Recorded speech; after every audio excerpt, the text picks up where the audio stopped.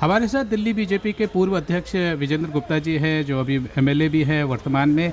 विजेंद्र गुप्ता जी, आज कार्यकारिणी की बैठक है, बहुत सारे इम्पोर्टेंट मुद्दे हैं, दो बड़े इम्पोर्टेंट मुद्दे हैं जो दिल्ली को किसानों ने बैरिकेडिंग की तरह कर रखा है, और दूसरा जो आपके तीनों मेयर अनिश्चितकालीन हड़ताल पे है, धरने पे हैं सीएम अरविंद केजरीवाल जी के घर के बाहर। देखिए, दोनों मुद्दे बहुत महत्वपूर्ण हैं और दोनों में आम आदमी पार्टी की सरकार पूरी तरह से बेनकाब हुई है।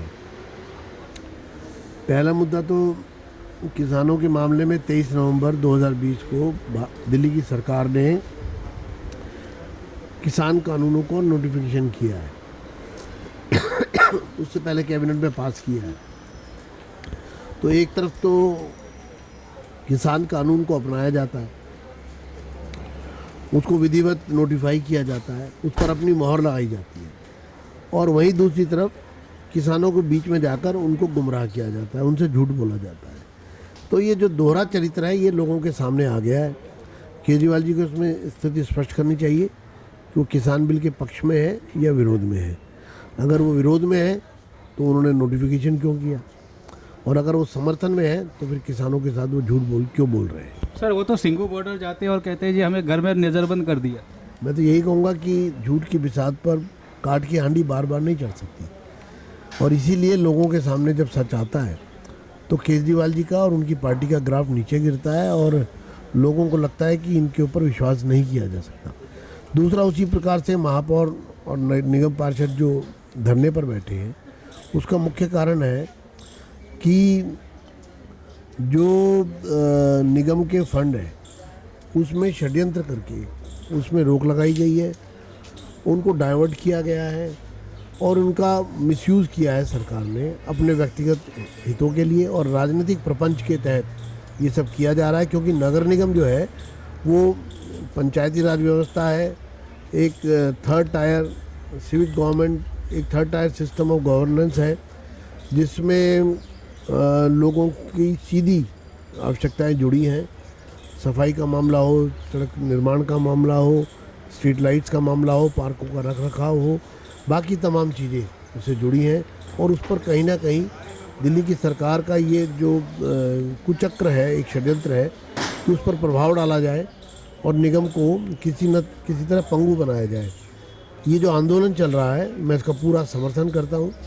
और केजरीवाल जी इस पर चुप क्यों हैं, इस मुद्दे पर भी वो चुप क्यों है, वो अपनी स्थिति स्पष्ट क्यों नहीं कर रहे, और वो क्यों नहीं, अगर उनको लगता है कि उनको निगम का कोई देनदारी नहीं है तो फिर वो उस बात को बोलते क्यों नहीं है, और अगर देनदारी है तो उसको रोका क्यों जा रहा है। तो सर, ये जो एक और खबर जो बहुत इम्पॉर्टेंट है, जो अध्यक्ष जी ने भी जिसको उद्बोधन में लाया, वो कि पीडब्ल्यूडी में कई हज़ार करोड़ का इन्वेस्टमेंट हुआ या पैसे दिए गए, लेकिन उसी तरीके से एमसीडी को पैसे नहीं दिए जाते। तो मैं कहूँगा एमसीडी अपने आप में एक गवर्नमेंट है, पीडब्ल्यूडी तो सिर्फ एक विभाग है दिल्ली सरकार का, और निगम की जो लेनदारी है वो विधिवत है, संवैधानिक है। वो कोई ना तो ग्रांट है एक प्रकार की, ना ही कोई लोन है। तो ये तो जो वित्त आयोग है उसकी सिफारिशों पर जो निगम का ड्यू बनता है, जो प्रॉपर्टी टैक्स से संबंधित है, जो तमाम चीज़ों से संबंधित है, वो लेनदारी है, वो कोई खैरात नहीं है, वो कोई किसी प्रकार की दया नहीं है। तो ये बात पूरी तरह से सुनिश्चित होती है कि दिल्ली की गवर्नमेंट जो है पूरी तरह फेल हो चुकी है, और पीडब्ल्यूडी के फ्रंट पर भी वो इस वर्ष विकास का कोई काम नहीं किया। बजट आउटले डेवलपमेंट का 27,000 करोड़ रुपए था।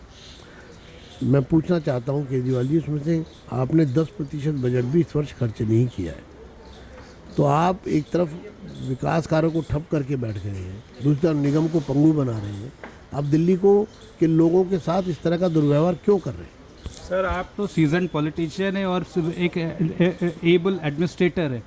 केजरीवाल सरकार में क्या आपको एडमिनिस्ट्रेशन का इशू लगता है या कोई और इशू लगता है कि ये चला नहीं पा रहे दिल्ली को? क्योंकि ये 6 साल से उनका जो ग्राफ है एडमिनिस्ट्रेशन के मामले में तो नीचे बहुत ज़्यादा परिपक्व है। एडुकेशन के बारे में, स्कूल के बारे में कहा, उसमें बच्चे बाहर हो रहे हैं। हॉस्पिटल के बारे में, मोहल्ला क्लिनिक के बारे में कहा, वो आज सबके सामने आपने भी उसके बारे में पहले भी जिक्र किया है। देखिए, ये दिल्ली सरकार का कुशासन है और ये परिपक्वता दिखाई नहीं देती है उनके द्वारा जो कदम उठाए जाते हैं। और इसके साथ साथ मैं इतना कहूँगा कि इसके पीछे राजनीतिक षड्यंत्र और प्रपंच भी है और एक दुष्भावना भी है। दुष्भावना के लिए ये सब किया जा रहा है और एक प्रपंच है और प्रशासन चलाने का एक अपरिपक्वता साफ रूप से झलकती है।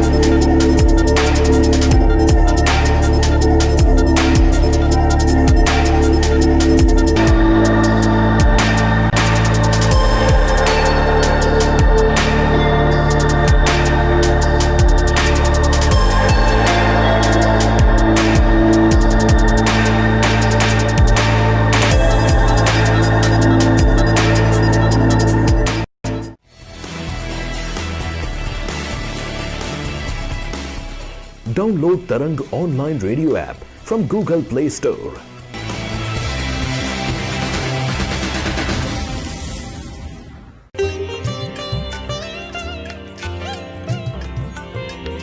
You are listening to Tarang Devotional Online Radio.